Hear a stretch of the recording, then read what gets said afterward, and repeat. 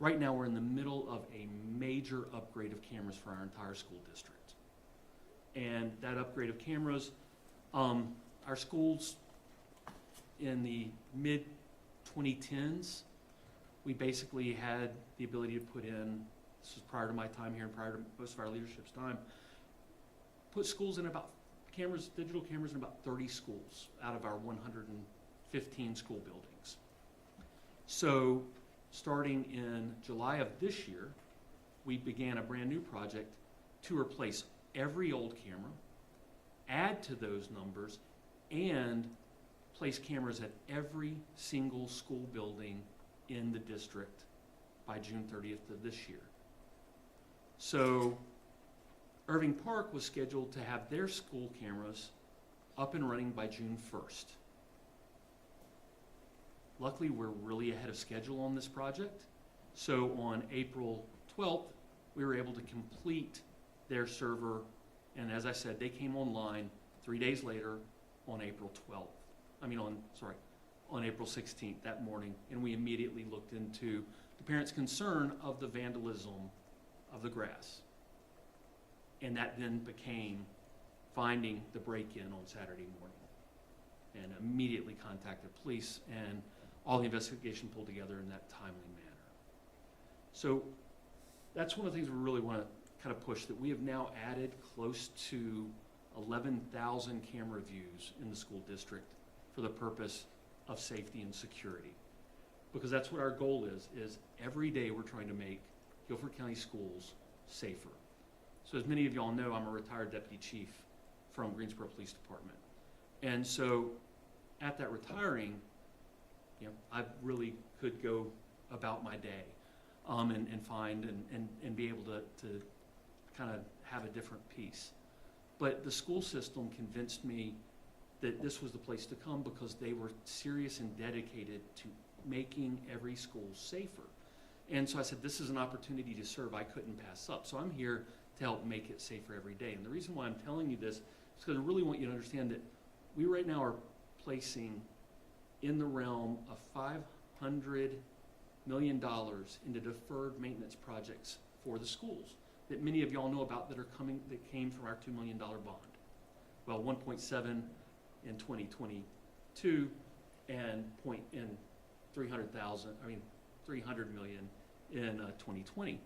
So we've taken 500 million of that for deferred maintenance, and of that, that's for everything from HVACs and all of that, all the way to security, and over $60 million of that is being spent on the infrastructure needs to make our schools safe and safer. So we're working towards that every day. And that's one of the reasons why I'm excited to be here and excited about this job, and excited that on Saturday, once the cameras were able to be viewed on Tuesday, we were able to find this individual, find out what they had done, get the police together, the police identify them, and make an arrest on it, like I said, within 8 hours of the full process starting. So that's a real success story of where we're headed towards this. But there are a couple things that I'd also like to mention with this. And with this, one of the things that I'd like for everybody to think about and our community work towards, because we are a community. We are, in the schools, a microcosm of the rest of the community. And with that, we have a gun epidemic and a mental health crisis right now. And so when this comes together, it creates issues for all of us. So we need the help to work on this. So keep our schools safe, keep our community safe, and if you see something problematic, you see something suspicious, say something to the right authority. Say something to the police, say something to the school principal, say something to the school security staff, say something to the Walmart manager if it's in a Walmart or a Target. But say something to someone, because we together as a community have the ability to make the entire community safer, which then trickles down into every single function of our lives. And that's just my personal plea. So thank you for giving me that little bit of a moment there. So with that, I'll be glad to take questions. And so. Was the door unlocked? At this time, the door was unlatched. Don't know that if it was unlocked or not, that it was unlatched. It was not pulled straight through.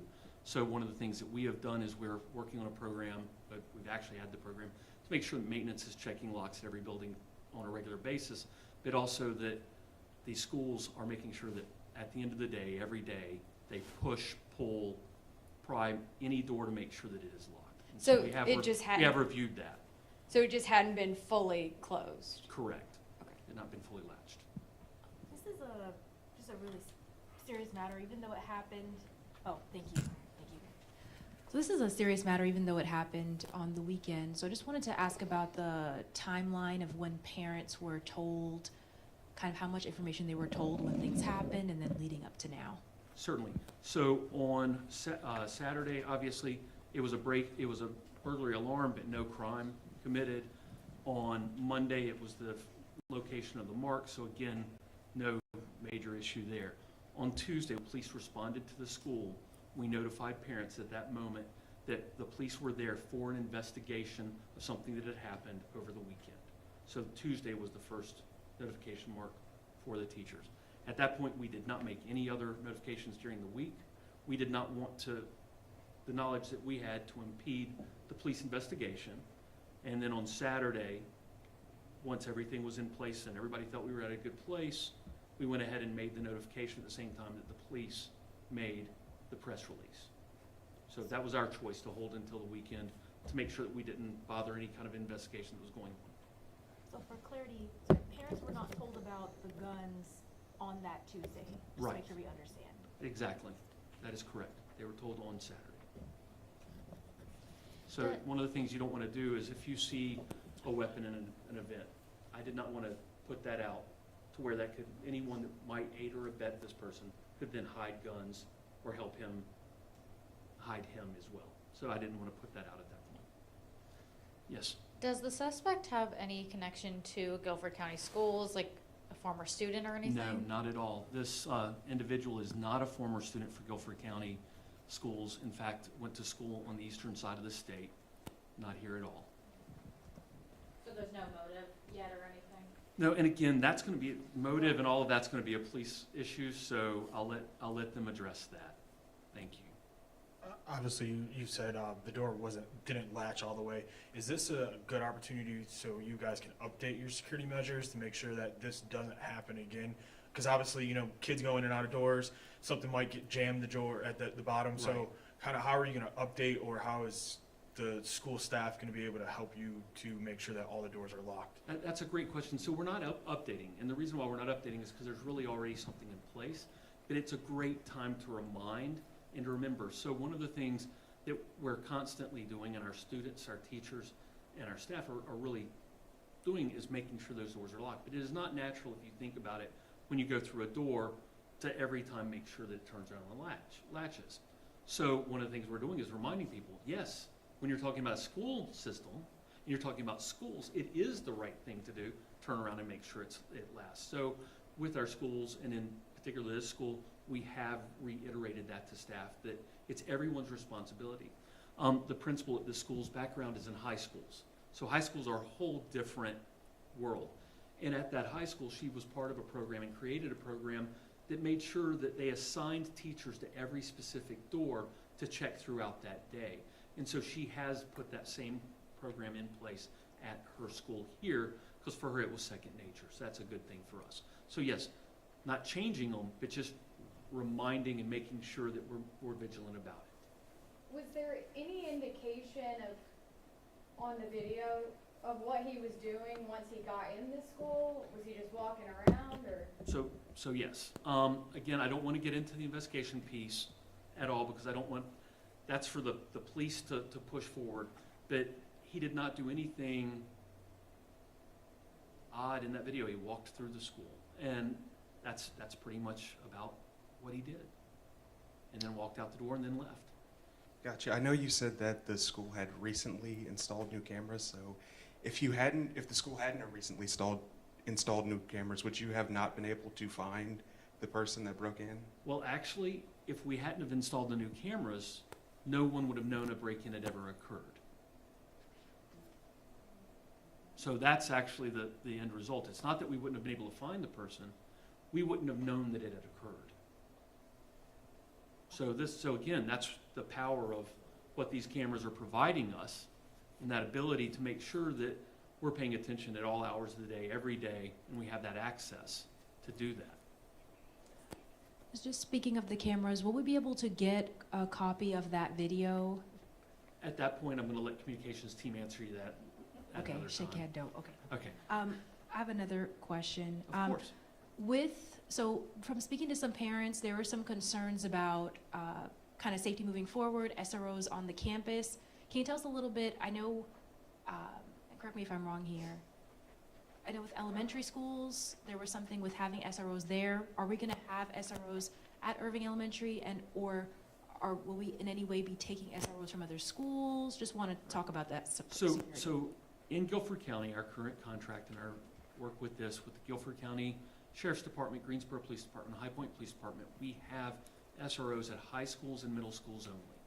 We do not currently have them at at elementary schools. What we do have is, we have, and especially in Irving Park's case, there are different officers who work the zones in that area that keep a check by on a regular basis, and some even go to so far as to say, I've adopted this school, and there's actually an officer that's more or less adopted this school.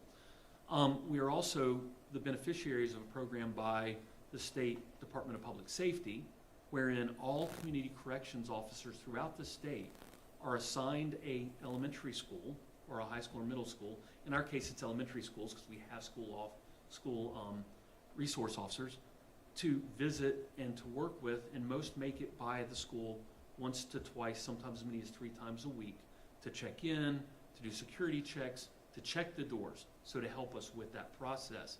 And our local jurisdiction of that have been terrific. And so I said probation, that's my fault because I'm old school and that's what it used to be called. It's now called community corrections. So let me rephrase. The community corrections department has been given that assignment to make sure they check in on all schools. So one of the questions that I had, so basically the door was unlatched, right? So Yes. is there not a system in place that kind of tells you when a door is like that, or? So it depends on the school, the age of the school, and that type of thing. And there are a few other security measures that we've put in place, especially through the use of the new technology, that I really am not going to get into in a public discussion, just simply because I really don't. It's not good practice for everyone to know everything that we can do. But there are some things in place that will help us in the future with some of these doors at Irving Park Elementary, specifically, and generally at many of our schools. Any sort of message you would have to parents? Because I think we all know that it's easy for a door to be unlatched, but this could have been a very different situation if that door would have been unlatched when kids were in the building and he just walked in with a gun. So the main message I have is that the employees at Guilford County Schools, we're in these buildings as well. Our children are in these buildings as well. We take the security very seriously, and we're going to do everything we can to keep our children, and when I say our children, I mean our 64,000 children in Guilford County Schools safe. We will continue to increase safety measures. As I spoke about some approximately $60 million in bond money that we're putting towards this, that includes many more projects besides the ones we've talked about today, including locking mechanism replacements, including secure vestibule entries for all of our elementary, middle, and high schools over the next 2 to 4 years. All of this is going to address every time and every kind of concern that we see in the nation that becomes a trend. We try to get ahead of that. And so we will continue. And so the number one thing is, we're here to keep you safe, keep your kids safe, and we ask that you understand that when we ask you to do certain things when you visit, to make sure we're staying in our safety protocols.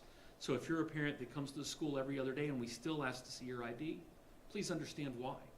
If we still ask to interview you before we let you in the door through our intercom system, please understand why. It's here to make sure everyone is safe, including you and your children, again, who we consider our children. Just another follow-up with the door being unlatched. Since we talked about using the security cameras to find the person who came into the building, are we also using those same new security cameras to find the person or whoever it was who left the door unlatched, or kind of like So- backtrack? So on that, we reviewed every minute of video, and we're gonna leave it at that.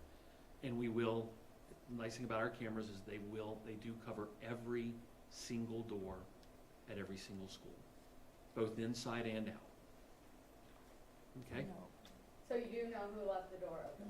So the doors are covered inside and out, and that's where we're gonna take that. And how many, I know you said that by June 1st, you wanted to have all of the schools with cameras. How many are left? Because I know you said you are. So at this point, we have approximately a third of our still have servers to be added. All of our schools have now been cameraed. So the cameras are ready and waiting. That project is well ahead of schedule, almost 2 months ahead of schedule. And the server project is due to be completed by July 30th. But we are also ahead of schedule on that one. I feel confident that we will complete that ahead as well. Last question. I want to thank you for your time. Really appreciate you being here today. Oh, We already we do have have one more? Okay, certainly. I guess, is there any consideration about installing things like metal detectors or anything like that to increase security? So we certainly are always looking at what's the next technology to put in. So at this time, we're not there yet, but it is never off the table. So we are always looking at the best methods, the best practices to push security to the end. So we do have several portable metal detectors that we sometimes use for different events and that type of thing, and that could certainly become more of a practice within our district, because that's always open for the next trend. So again, thank you all for being here. Appreciate your time today, and I hope you have a wonderful rest of your day.